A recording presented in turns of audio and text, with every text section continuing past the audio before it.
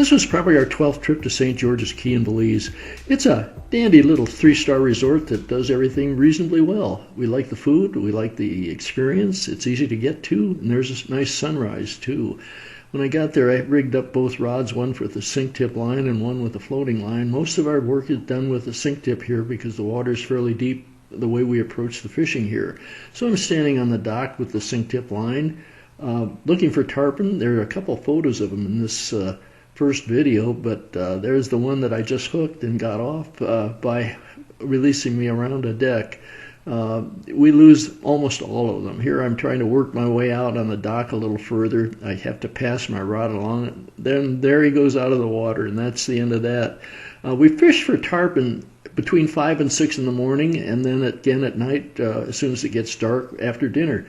I commonly do not get to take pictures of them because they're on and off so quickly before I can even get the camera started. So this was kind of a nice little fish. He was kind enough to give up, and I finally was able to reach down and get him unhooked. He's probably 3.5 to 4 foot long.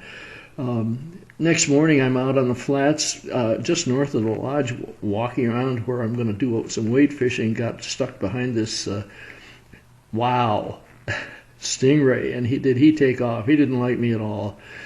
We did catch quite a few fish on this trip. Normally the bone fishing on St. George's is decent.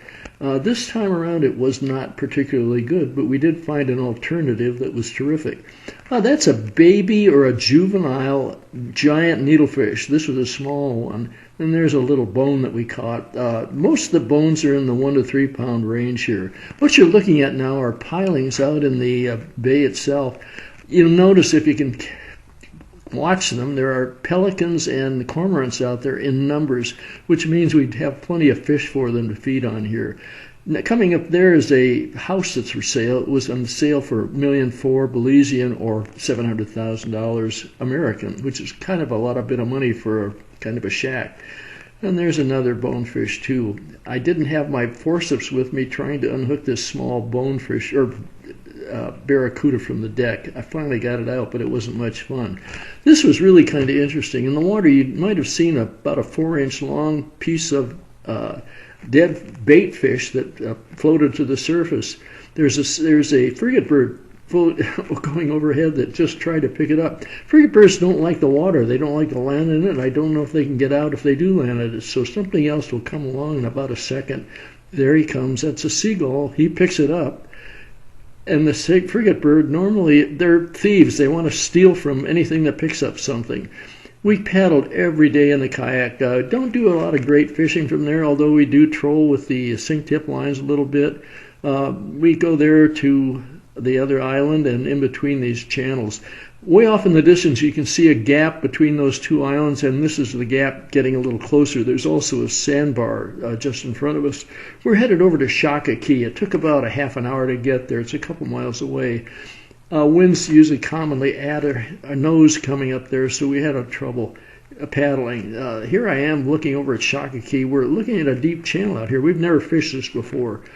I doubt very much if guides that fish the flats out there ever fish it either, because it's way too deep, and guides don't blind cast like we do. We don't mind doing that, and it turned out to be very productive right here. Hooked a couple of really nice fish at first. Didn't have to move my feet much to hook them. This was the best fish of the whole trip. He got into my backing a couple times, and it probably took 5 to 10 minutes to get him in. I shut the camera down for a bit until I got him a little closer, and then we get a little peek at him. He's a really nice fish. It's probably a good 5 pounds, which is the largest bone I've ever landed in Belize.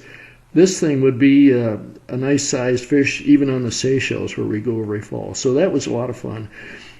Catch a few more fish here.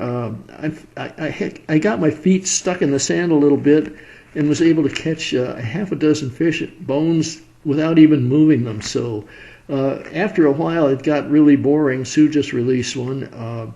I finally gave up after catching maybe 15 fish. It's just not fun to catch them over and over that easily.